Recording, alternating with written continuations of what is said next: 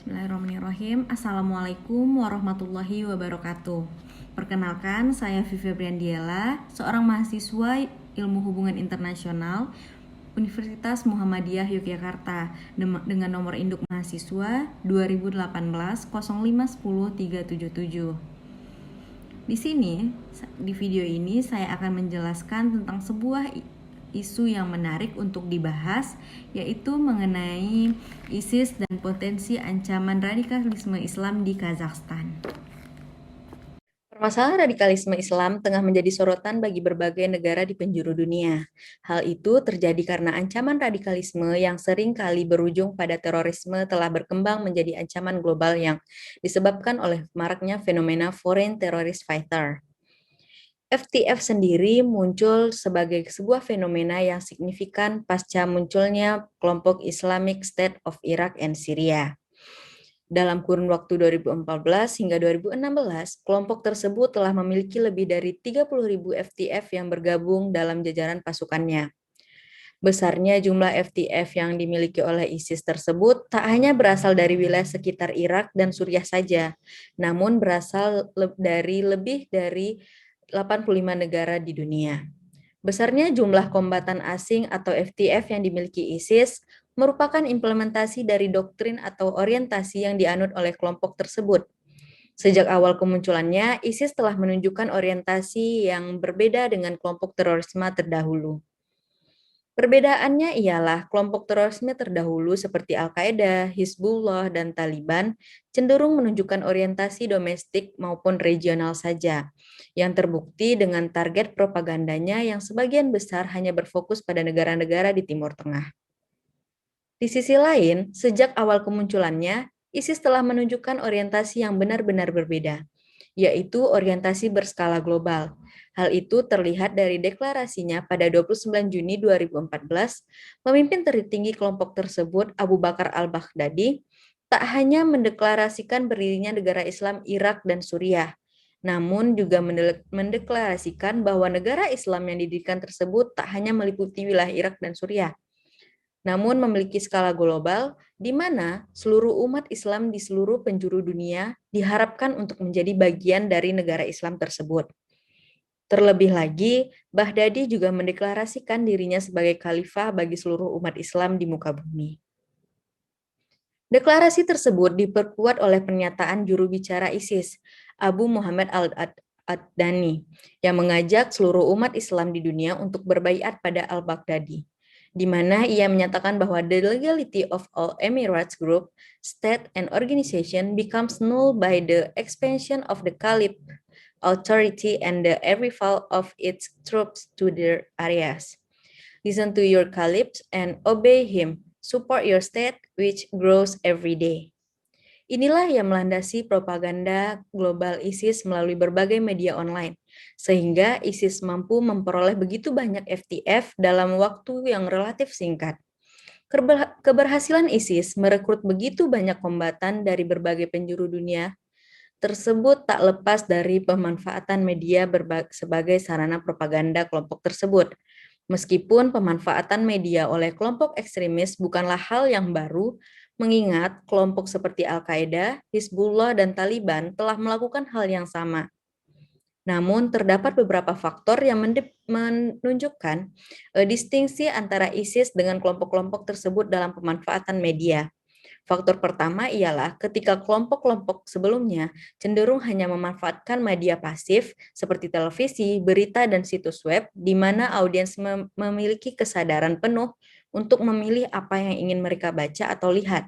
Sedangkan ISIS tak hanya bermain pada ranah media pasif, tapi juga memanfaatkan dengan baik media-media aktif, seperti media sosial meliputi YouTube, Facebook, Twitter, Instagram, dan FM. Sifat media sosial yang jauh lebih interaktif, terbuka, global, dan cenderung lebih sulit dihindari oleh audiens memungkinkan ISIS menjangkau apa yang tidak mampu dijangkai oleh kelompok-kelompok lain melalui media pasifnya. Faktor selanjutnya ialah ISIS tak hanya mengarahkan propagandanya untuk menarik audiens Timur Tengah seperti kebanyakan kelompok ekstremis lain, namun lebih menargetkan audiens dalam skala global. Upaya tersebut diwujudkan dengan melakukan publikasi media secara luas dengan berbagai macam bahasa. Tak hanya itu, konten yang dibuat oleh media-media ISIS tersebut bahkan sangat disesuaikan secara detail dengan setiap golongan target dengan memikirkan terlebih dahulu daftar kelompok masyarakat yang ditargetkan. Bahkan mereka memperhatikan isi konten yang sesuai dengan kondisi target yang berbeda-beda tersebut. Berdasarkan dua faktor tersebut, sangat memungkinkan bagi ISIS untuk merekrut banyak kombatan dari berbagai penjuru dunia. Hasilnya, kombatan internasional yang berhasil direkrut oleh ISIS berasal dari 85 negara yang berbeda. Meskipun negara-negara Timur Tengah dan Afrika masih mendominasi, tetapi tak sedikit kombatan yang berasal dari luar kawasan tersebut. Di antaranya Amerika Serikat, Kanada, Australia, New Zealand, Uni Eropa, Rusia, Indonesia, dan Tajikistan, serta negara-negara Asia Tengah lain yang menyumbang sebesar 3.000 kombatan yang bergabung dengan ISIS di Suriah. Fenomena radikalisme yang menyebar di Asia Tengah merupakan sebuah kontradiktif jika dibandingkan dengan identitas masyarakat Asia Tengah yang cukup unik. Meskipun mayoritas masyarakat Asia Tengah beragama Islam, namun mereka menganut versi Islam yang unik dan bisa disebut sebagai folk Islam. Folk Islam merupakan aliran Islam yang mengandung perpaduan antara prinsip-prinsip dasar dalam agama dengan praktik budaya lokal. Terlebih lagi, para penganut folk Islam cenderung menerapkan sekularisme sehingga aliran Islam ini tergolong sangat moderat. Kazakhstan memiliki kerentanan yang cenderung lebih rendah terhadap ancaman radikalisme Islam. Hal ini terjadi karena meskipun mayoritas masyarakat Kazakhstan beragama Islam, yaitu mencapai 70% dari keseluruhan populasinya, namun konstruksi sekularisme di Kazakhstan tergolong sangat kuat, di mana hal itu terbentuk dari ideologi Islam yang moderat. Ideologi yang disebut sebagai folk Islam tersebut memiliki sebutan lain di Kazakhstan, yaitu Islam Kazakh, yang merujuk pada Islam Kazakhstan yang moderat. Gaya hidup masyarakat Kazakhstan yang juga nomaden memungkinkan lebih banyak interaksi dengan kebudayaan dan kepercayaan lain. Oleh karena itu, meskipun Islam telah menjadi agama mayoritas masyarakat Kazakhstan, namun nilai-nilai Zoroaster atau moral Avesta yang mengajarkan kemurnian niat, sikap mengayomi terhadap sesama, kedamaian, kebaikan, dan keharmonisan dengan semua manusia tetap dipegang erat oleh masyarakat Kazakhstan. Islam di Kazakhstan lebih banyak dimanifestasikan dalam bentuk identitas dan tradisi, namun tidak terlalu banyak dalam bentuk praktik keagamaan. Hal itu menunjukkan bahwa Islam di Kazakhstan tidak seperti Islam Timur Tengah yang jauh lebih ketat baik dalam praktik keagamaan maupun kehidupan sosial. Hal ini juga membuat rezim Nursultan Nazarbayev dengan percaya diri menyebut Kazakhstan sebagai negara yang stabil di tengah rapuhnya kawasan Asia Tengah terhadap radikalisme Islam. Fenomena peningkatan radikalisme di Kazakhstan. Meski memiliki identitas Islam yang moderat, seperti yang telah dijelaskan sebelumnya, namun merupakan hal yang sangat menarik bahwa fenomena peningkatan radikalisme yang disebabkan oleh pengaruh dari propaganda global ISIS tetap terjadi di Kazakhstan. Meningkatnya radikalisme di Kazakhstan terlihat dari berbagai peristiwa, di antaranya adalah terdeteksinya 400 warga negara Kazakhstan yang bergabung sebagai kombatan asing ISIS di Suriah.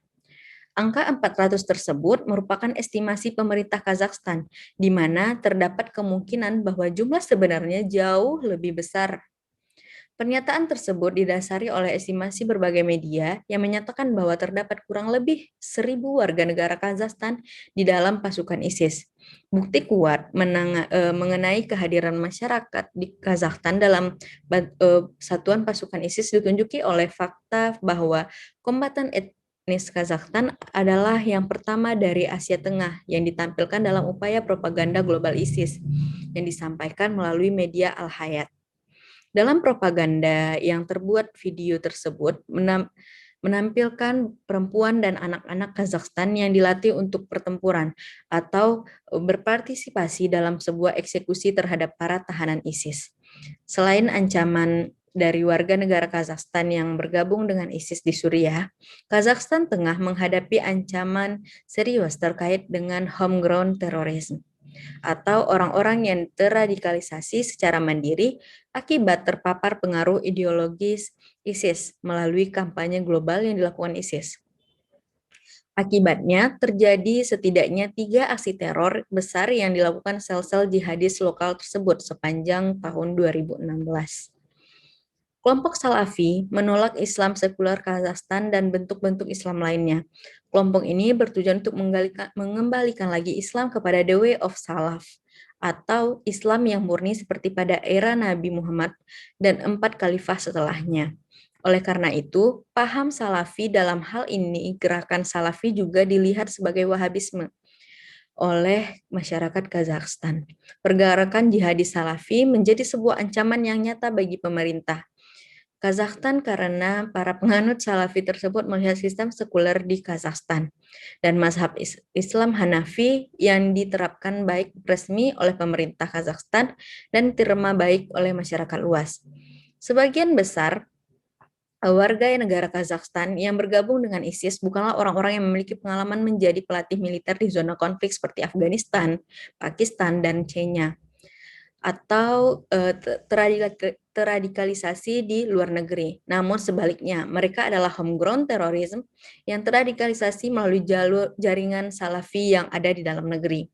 Adanya hubungan antara jihadis Salafi Kazakhstan dengan ISIS juga terbukti oleh bergabungnya warga negara Kazakhstan dengan ISIS yang didominasi oleh penganut Salafi dan serangkaian aksi teror pada 2016 yang terinspirasi ISIS seperti yang telah dijelaskan sebelumnya.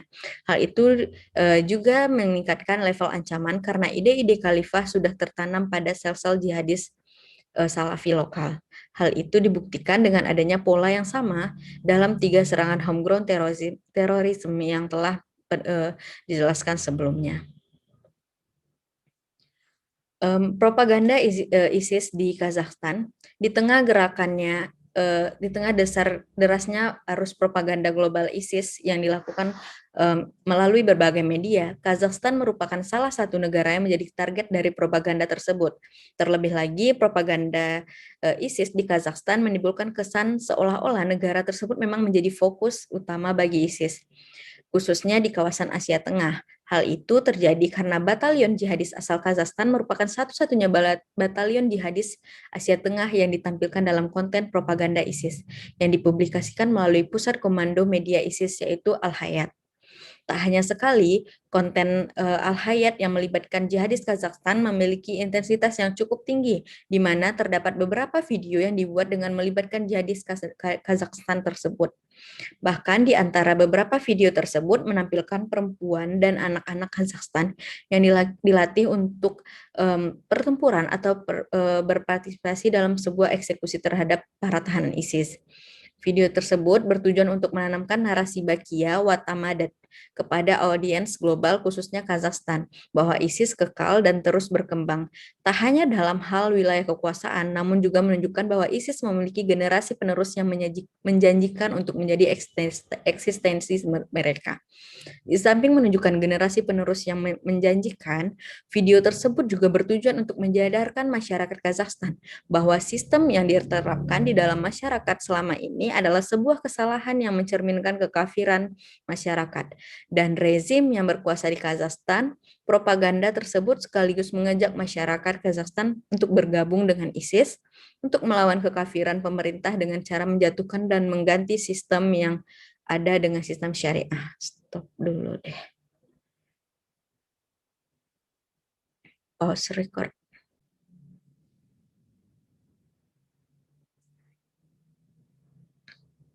Selanjutnya, analisis fenomena berdasarkan 3 pendekatan. Untuk menemukan jawaban yang akurat terkait penjelasan fenomena meningkatnya radikalisme di Kazakhstan pasca deklarasi kekhalifan ISIS, kita dapat melihat menggunakan 3 pendekatan berbeda, yaitu masyarakat informatif, konstruktivisme, dan komunikasi strategis. Pertama, masyarakat informatif. di informasi di mana teknologi, spasial, dan culture, tersedianya teknologi informasi dan komunikasi yang memungkinkan tersedianya sumber informasi yang begitu banyak dan dapat diakses dengan mudah oleh masyarakat.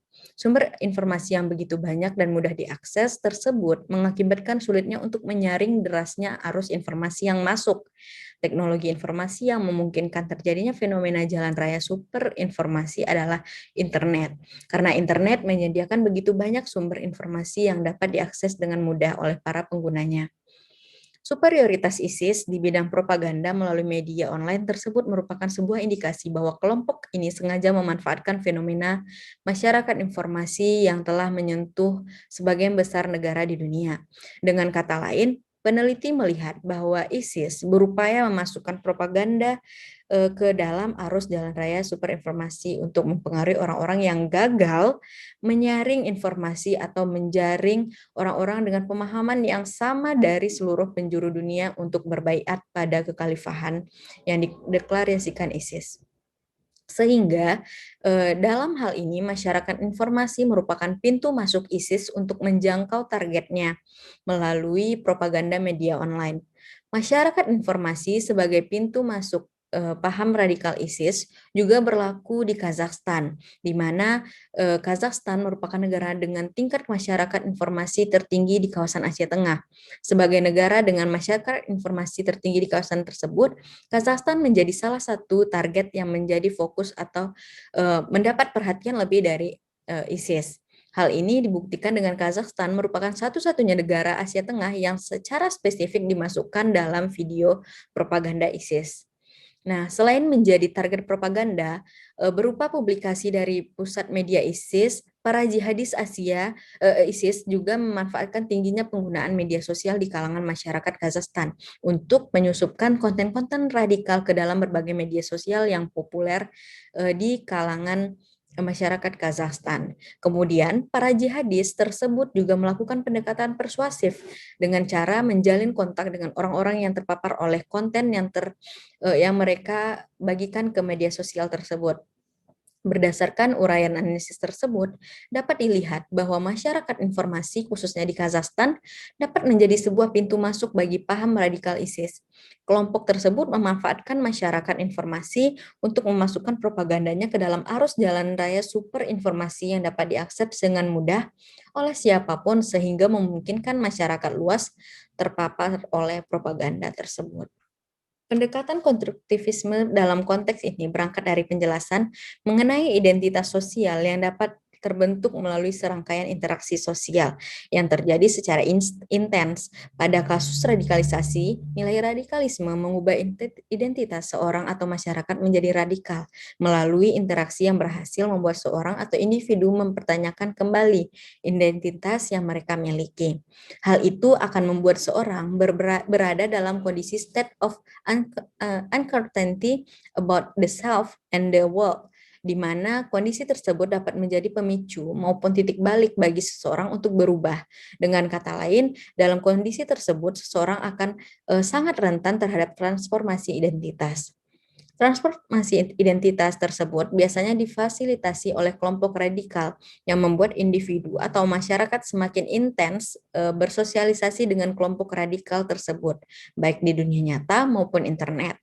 Untuk menganalisis kasus peningkatan radikalisme di Kazakhstan, kita dapat melihat dua faktor yaitu faktor kondisi masyarakat Kazakhstan sebelum era ISIS dan pengaruh propaganda ISIS dalam meradikalisasi masyarakat Kazakhstan tersebut. Dalam hal ini, kita bisa menemukan sebuah prakondisi unik yang berpotensi memudahkan paham radikal masuk dan diterima oleh masyarakat Kazakhstan. Kondisi tersebut adalah identitas post-Soviet yang terbentuk setelah runtuhnya Uni Soviet. Identitas post-Soviet yang dimaksud adalah di mana masyarakat Kazakhstan, khususnya generasi muda, ingin menunjukkan kembali identitas sebagai masyarakat Islam dan mulai menjalankan aktivitas keagamaan secara terbuka. Selama beberapa dekade, identitas dan praktik keagamaan dibatasi dengan sangat ketat oleh pemerintah Uni Soviet. Meski demikian, terdapat sebuah kondisi yang harus dihadapi oleh masyarakat Kazakhstan yang ingin kembali menerapkan Islam dengan sepenuhnya, yaitu minimnya literasi dan sumber pembelajaran Islam yang diakibatkan oleh sistem Uni Soviet di masa lalu, menutup seluruh institusi keagamaan dan mengganti seluruh sistem pendidikannya dengan pendidikan sekuler. Pada awalnya, para pemuda tersebut mengikuti ajaran Islam tradisional Kazakhstan dan menjalankan syariat sesuai dengan mazhab Hanafi. Namun secara perlahan mereka bergeser menuju pemahaman Islam yang lebih literal. Pergeseran tersebut dipicu oleh munculnya ajaran Islam Salafi oleh etnis Chechen yang banyak menghuni wilayah Kazakhstan bagian barat akibat kebijakan Stalin untuk memindahkan mereka dari Kaukasus Utara ke Kazakhstan. Etnis Chechen yang sebagian besar menganut Islam Salafi tersebut menyebarkan dakwah terkait ajaran Islam ajaran Salafi di wilayah Kazakhstan, khususnya di bagian barat. Berdasarkan kondisi tersebut dapat dilihat bahwa pergeseran pemahaman Islam para pemuda Kazakhstan tersebut disebabkan oleh interaksi secara instan dengan kelompok-kelompok Salafi yang secara aktif menyebarkan dakwah tersebut. Interaksi yang intens suatu in-group atau masyarakat dengan out-group atau masyarakat lain akan membuat masyarakat tersebut menjadi reference group bagi in-group tersebut. Interaksi yang menimbulkan kesan baik akan menciptakan reference group positif, sedangkan interaksi yang menimbulkan kesan negatif juga akan menimbulkan reference group negatif. Dalam hal ini dapat dilihat bahwa kelompok Salafi tersebut menjadi grup referensi positif bagi masyarakat Kazakhstan karena membantu mereka untuk mempelajari Islam yang sesungguhnya. Sehingga masyarakat Kazakhstan akan melihat berbagai kebaikan yang dimiliki oleh kelompok Salafi tersebut dan menerapkan dalam kehidupan sehari-hari sehingga perlahan identitas masyarakat tersebut mengalami pergeseran dari yang semula Islam moderat bermazhab Hanafi menjadi Islam radikal beraliran Salafi. Selanjutnya, pendekatan komunikasi strategis. Dalam perspektif komunikasi strategis, faktor utama yang mampu menyebabkan seorang dapat terpengaruh paham radikal bukanlah media propaganda yang digunakan, melainkan kekuatan narasi yang dibangun. Narasi bukanlah sekedar cerita yang dikisahkan, namun lebih dari itu. Narasi merupakan suatu yang terbentuk melalui konstruksi sosial. Artinya narasi muncul di dalam sebuah konstelasi hubungan sosial atau dapat disebut sebagai jaringan sosial. Dengan kata lain, narasi tidak dapat berkembang tanpa adanya jaringan sosial. Meski membutuhkan adanya interaksi dalam jaringan sosial untuk dapat mengembangkan suatu narasi, namun narasi tersebut juga dapat berkembang meski tak ada komunikasi atau hubungan yang bersifat langsung. Suatu jaringan sosial dapat terbentuk dengan hubungan tidak langsung melalui teknologi informasi dan komunikasi, di mana hal itu merupakan sebuah ciri dari modernitas. Terlebih lagi, perkembangan teknologi komunikasi dan informasi saat ini telah mampu menciptakan hubungan secara langsung, seperti komunikasi melalui email atau berbagai aplikasi perpesanan yang dapat diakses melalui handphone, dan sekaligus mampu menciptakan hubungan tidak langsung dengan tokoh-tokoh politik maupun pemimpin terorisme melalui pidato-pidatonya yang tersedia secara online. Dibantu oleh adanya simbol-simbol politik atau ideologi yang sama, sehingga mereka mampu membayangkan diri mereka berada dalam satu komunitas yang sama dan didasari oleh sebuah narasi kolektif yang sama.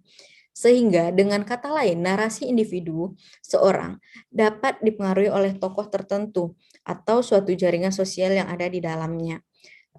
ISIS menggunakan media online, khususnya media sosial, sebagai sarana utama dalam menyebarkan propagandanya. Propaganda tersebut secara rutin diterbitkan oleh media utamanya, yaitu Al-Hayat, yang mana perharinya media tersebut mampu mempublikasikan 38 konten yang berbeda.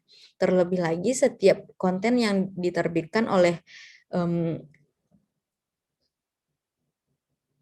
ISIS selalu disesuaikan dengan target yang dituju, baik dari segi bahasa, muatan konten, maupun penyampaian narasi. Jika dilihat dari perspektif komunikasi strategis, dalam kasus Kazakhstan dapat dilihat bahwa ISIS begitu serius menargetkan masyarakat di negara ini untuk dapat bergabung dengan ISIS. Hal ini terlihat dari pemaparan di mana ISIS merealisasikan berbagai konten video propaganda yang secara khusus ditujukan untuk masyarakat Kazakhstan. Narasi yang disampaikan dalam berbagai video tersebut juga memiliki kesamaan, yaitu mengajak masyarakat Kazakhstan untuk bergabung dengan ISIS dan melawan pemerintah Kazakhstan yang kafir dan telah menindas mereka dengan merampas hak mereka sebagai umat Islam. Hal ini menjadi pemicu karena kemudian masyarakat Kazakhstan percaya terhadap narasi ISIS tersebut, sehingga mereka mulai melakukan jihad dengan kekerasan karena merasa menjadi bagian dari negara khalifah tersebut.